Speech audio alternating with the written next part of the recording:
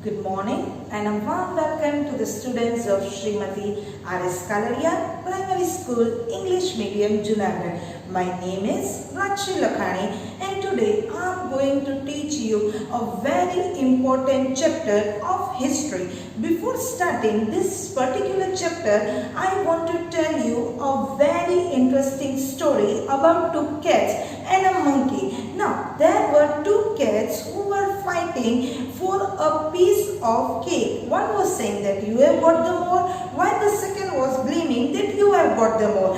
One monkey who was sitting on the branches of the tree just showed that particular fight. Now, that particular monkey just see and notice that there is no unity between two cats, and because of that only monkey decided to take the advantage and benefit for that particular fight. Then monkey went to two cats and he just said that I am going to have the judgment and decision to have the particular piece of cake to both of the cats. And while he was just solving the matter, slowly and gradually he was eating the particular piece of cake, and later on the particular two piece of cake was being eaten by monkey. And in this way I want to tell you by this particular story that as we don't have unity in ourselves, the others are taking always advantage from our country India. Now moving towards our early ages, it is being seen that we, the people of India only, we the Indians only gave the European countries a chance to rule in our country India. For example, the Dutch, French, Portuguese, Britishers, they all came to our country India with the intention of trade. But slowly and gradually they notice and they realize and they comes to know that we don't have unity in ourselves, and because of that only they decided to rule in our country India. Now here the Portuguese were the first European country who came to our country India with the intention of trade, but later on they started ruling in our country India. In the same way, the Britishers were the last people, European country, who came to our country India with the intention of the trade, and slowly and gradually they, with the intention of trade, started ruling in our country India. So moving towards the heading, the particular chapter that we are going to study is how the trader became rulers, that is in our country. It is being said by Mahatma Gandhi, the father of the nation, that we, the people of India, are the only responsible people who are giving the chance to other people, to other European countries to rule in our country India. If we become firm, then no ever or no one is able to have ruling system in our country India. Now, in this particular chapter, we are going to study about this particular thing. Now here, by the mid of 18th century, the British had started to emerge as a strong power on Indian politics. Now in the mid of 18th century, they were so much powerful. With the support of our Indians only, they set up a very powerful politics in our country India. Now here it is being said that Britishers came to India with the intention of trade. I said in the previous explanation only that we the people just give them a chance to rule in our country India. Moving towards Portuguese, Dutch, French, Britishers, they all came to our country India with the intention of trade. But then they realized and noticed, as we don't have unity in ourselves, one king is fighting with another king for the intention to expand their territory, and because of that only, as Britishers came to our country India with the intention of trade, they started ruling in our country India. Now for this particular chapter, we are going to study about the two policies which was being introduced by the British officers. Now the first policy, that is subsidiary alliance policy, and the second one, that is annexation policy. Now let us study about the first policy, that is subsidiary alliance policy. Now this particular policy was being introduced by the Governor General of our country India, which belongs to the British East India Company, that was Wellesley. Now Lord Wellesley was a person who was having the intention to make British a powerful country in our country India without spending any resources from the British East India Company.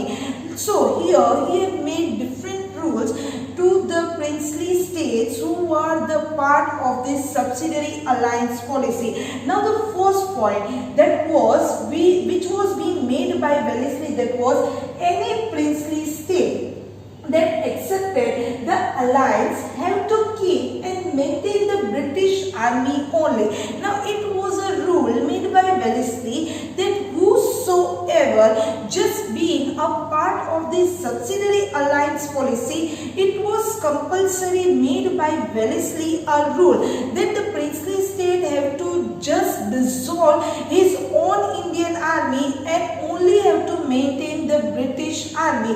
Now here it was being said that the particular British army, the European soldiers, which was being maintained by the princely state in Britain, when the British is maintaining the British army, the particular money was being given by the princely state of our country India. Now the second point, the British could maintain their army without spending any money.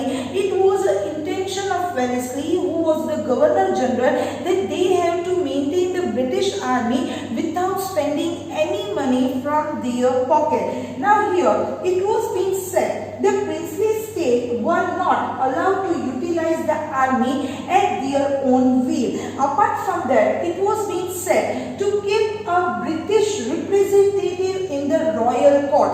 It was made a compulsion that whosoever is a part of this particular subsidiary alliance policy, that princely state have to compulsory just have the British representative in the royal court. And the intention behind that was they want to know the particular decisions and the particular arrangements which are being done by the princely state who are the part of this subsidiary alliance policy. So here again I am repeating that any princely state whosoever is a part of this subsidiary alliance policy, they have to maintain British army. Apart from that, they were being allowed to just utilize their army of their own will. Apart from that, only the British or the European soldiers were the part of this British army. And the second thing was that whosoever become the particular part of this subsidiary alliance policy, it was being a compulsory to just have British representative in the royal court. Now, the princely states who were the part of this subsidiary alliance policy, in the beginning, when this particular policy was being introduced by the Governor General, Lord Wellesley, all the king who were the part of this subsidiary alliance policy considered themselves to be secure. But later on, what I said in the beginning itself, that it proves this particular subsidiary alliance policy proved itself to be the slow poison for the people who are the part of this subsidiary alliance policy. Now here, this system which made many feel secured in the beginning, who were the part of this particular princely state, who were the part of this subsidiary alliance policy, in the beginning they were feeling and just experiencing themselves to be secured, but later on it made them feel enslaved and threatened. Later on, slowly and gradually, when they understand this particular policy, in the beginning when the Britishers were the part of their own army, they were feeling very proud and they were feeling very secure, but later on they come to realize that the intention behind to maintain the British army was that only that the European country, that is Britishers, want to establish their power in our country, India. Now here, subsidiary alliance policy acted like a slow poison for the princely state of our country, India. Now the princely state who became the particular victims for this subsidiary alliance policy are the first one Hyderabad, second one Mysore, third one Ayodhya, fourth Gaikwads of Vadodara, fifth Peshwas of Pune, sixth Smt.R.S. of Gwalior, and the last one that was Jodhpur. Apart from that, many of the states become the victim of this subsidiary alliance policy. Now, due to one or the another reason, the princely state become victim to just accept this subsidiary alliance policy. Now, the first person who became the victim for this subsidiary alliance policy, that was Nizam of Hyderabad. Now, here Nizam of Hyderabad was the first person to accept this subsidiary alliance policy, and the reasons are written here that why, with which particular intention they were being a particular proposition to accept this particular policy of subsidiary alliance. Now here Nizam of Hyderabad, what was the reason behind Nizam to accept this subsidiary alliance policy? And as there was a fight between Marathas and Nizam, in which the Nizam of Hyderabad loses its fight, and because of that only, when there was a fight between Marathas and Nizam, during that time, due to the loss of that particular fight, he was the first person to accept this subsidiary alliance policy. Later on, Tipu Sultan. Tipu Sultan was a brave warrior, and it was very difficult task for the Britishers to defeat Tipu Sultan. There was innumerable fight between Britishers and Tipu Sultan. But in the fourth Anglo-Mysore war, the Britishers defeated Tipu Sultan, and he was being murdered in that particular fight. That was fourth Anglo-Mysore war, and after that, that particular territory was under the supervision of the Britishers. Now about Maratha state. Now the head of Maratha state was Nana Fadnavis, who was handling the Maratha state with his particular intelligence and very powerful, independent. The Maratha states were being ruled by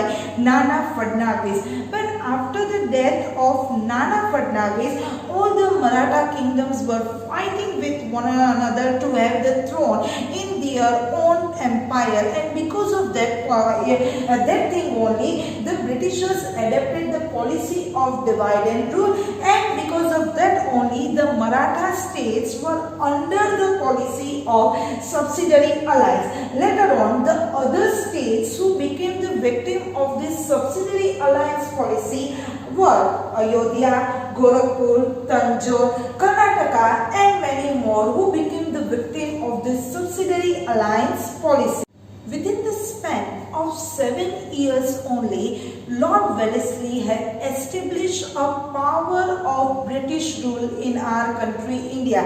Now moving towards the southern side, he just had the capturing of princely state of Mysore, Hyderabad, Ayodhya, and many more, who were the powerful state in the northern side of our country, India.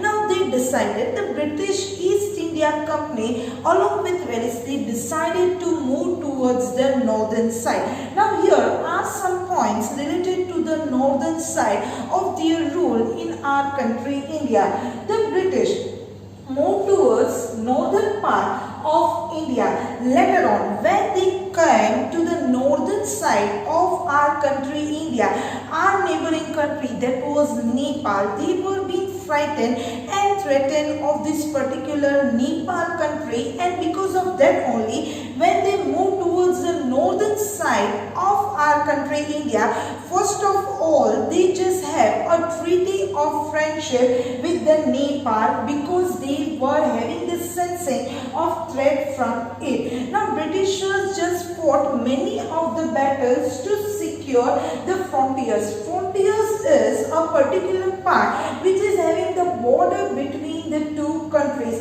and to secure the frontiers of our country India, they fought many battles. Now moving towards the Punjab, that is in the northern side of our country India.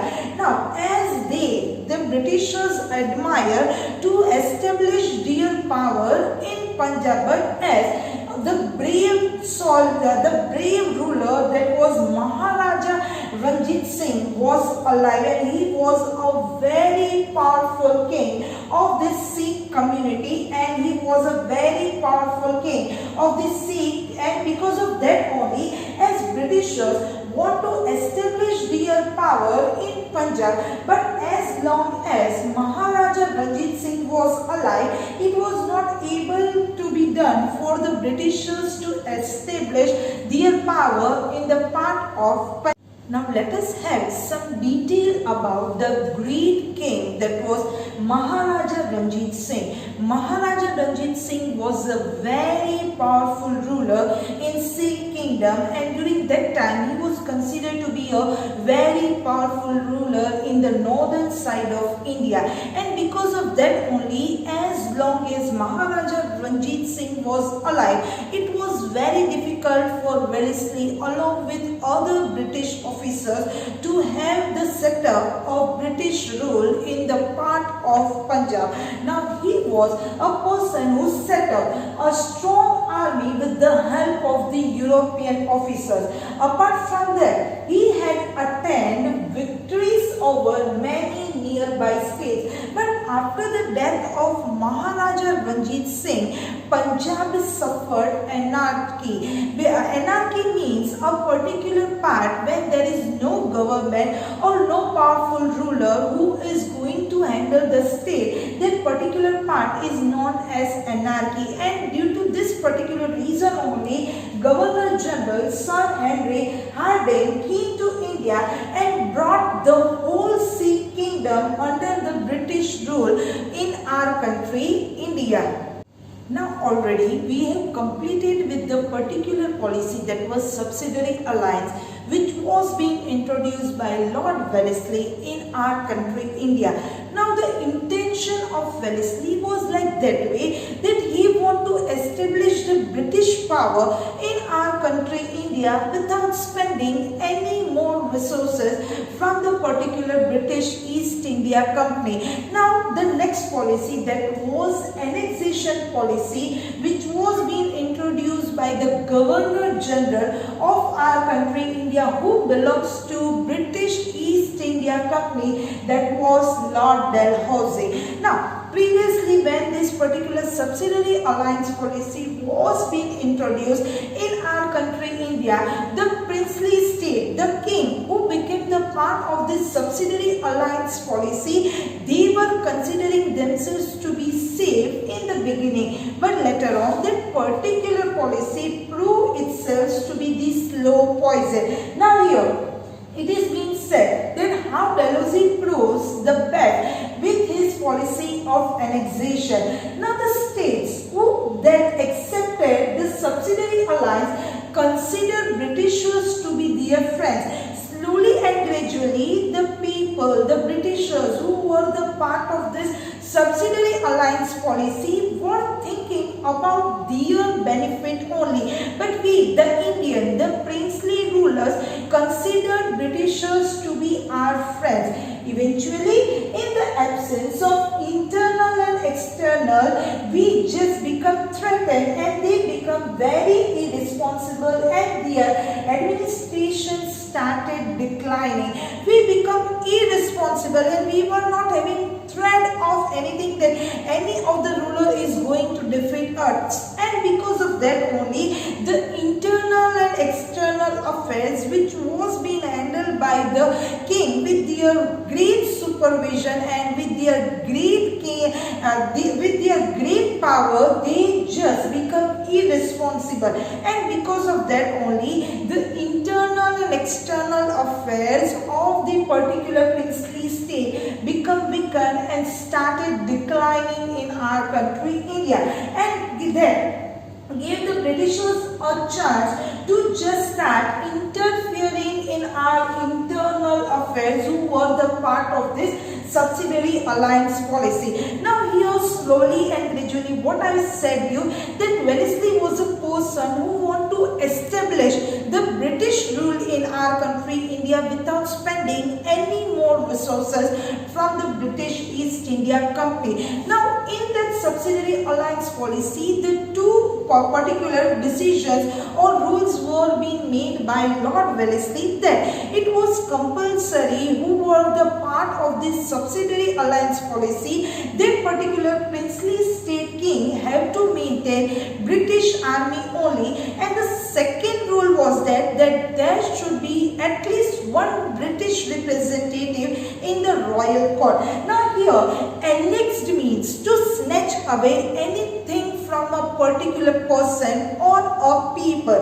Now here in this particular Dalhousie policy, that was a policy of annexation. If a king dies without a son, whosoever is the princely state, that particular king dies without a son, the hired or adopted child was not allowed to sit on that particular throne. And with this particular policy of annexation, that particular state will be annexed by the policy of annexation. Now here Satara, Nagpur, Jhansi and many more become the victim of the particular annexation policy, and the reason behind them, if the king dies without his own son, adopted son was not allowed to sit on the throne. Now here are some points related to the particular policy of annexation which was being introduced by Lord Dalhousie. Now Dalhousie was a person who aimed at helping the British traders only to make huge profits from the trade of just selling tea, coffee and cotton, and to just have increase of the income of British traders from our country India. This person Dalhousie annexed a particular state which produced tea, coffee and cotton at a very huge and a large scale to have the profit to the British traders. Apart from that, to consolidate the British rule in India and to run the administration of British East India Company smoothly, many changes were introduced by Dalhousie in our country India. Now to have smooth administration in our country India by the British East India Company and to expand the British power in our country India, Dalhousie have introduced many of the things for their benefit only. Now here it was being said that the first railway line was being started between Mumbai to Thane in the year 1853 AD. The reason behind to start the railway line to have the important export of the goods along with the troops should be transferred or can be moved from one place to another easily, and because of that only Dalhousie introduced the first railway line in the year 1853 AD between Mumbai to Thane. Now here it is being said to have the communication, to stop the communication gap between and among the people, this person has started the modern postal system in our country India to pass message from one place to another. Now this person, to know the particular events and the particular things which are being happening between England and India, this person has started the wireless system between England and India.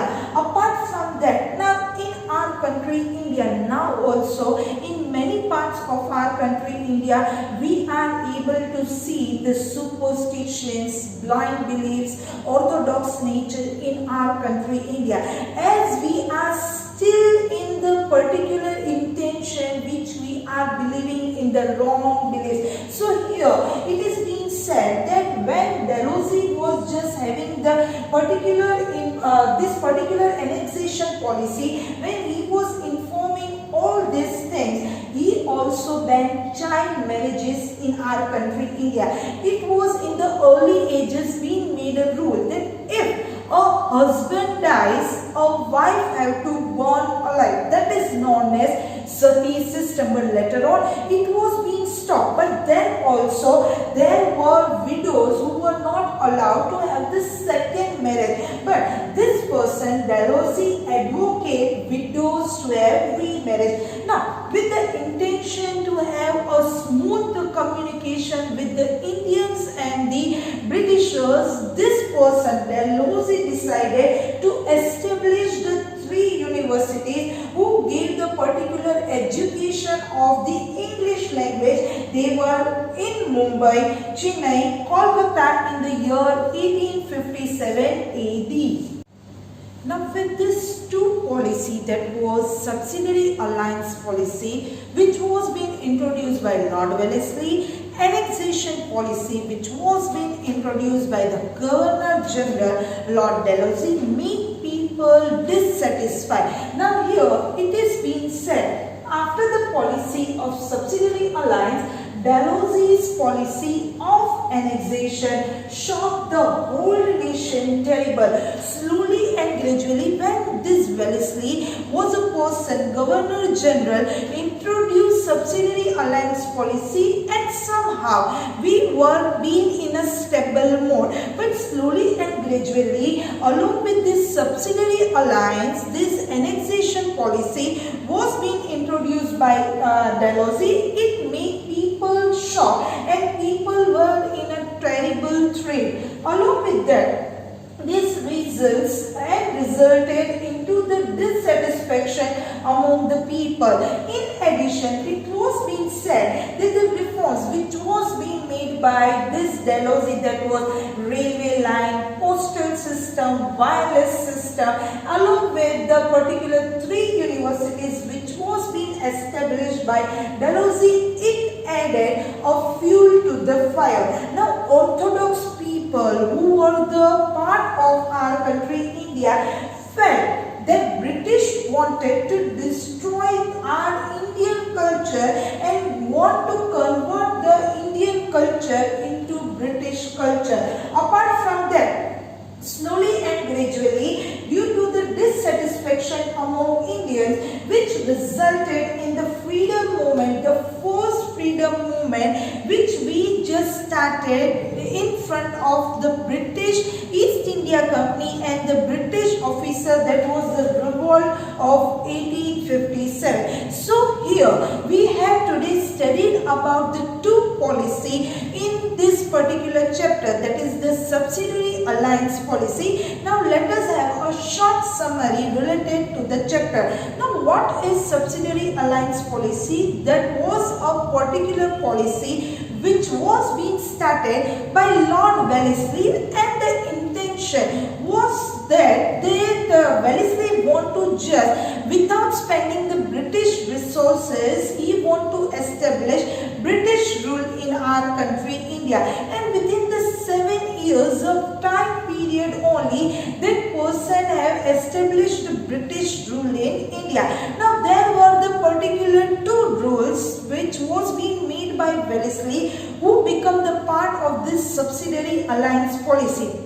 Whoever the king is there, they have to just first of all maintain the British army and they have to dissolve their own army, that was the Indian army. The second rule was that they have to just make a British representative to sit in the royal court. In the beginning, it proved itself to be very enjoying, and the particular part of the princely state, the king, who were the part of this particular subsidiary alliance policy, were considering themselves to be safe. But later on, slowly and gradually, they become threatened with this particular policy. Now this particular policy proved itself to be the slow poison. Later on, many of the reforms were when Dalhousie, the next Governor General, was there in our country India.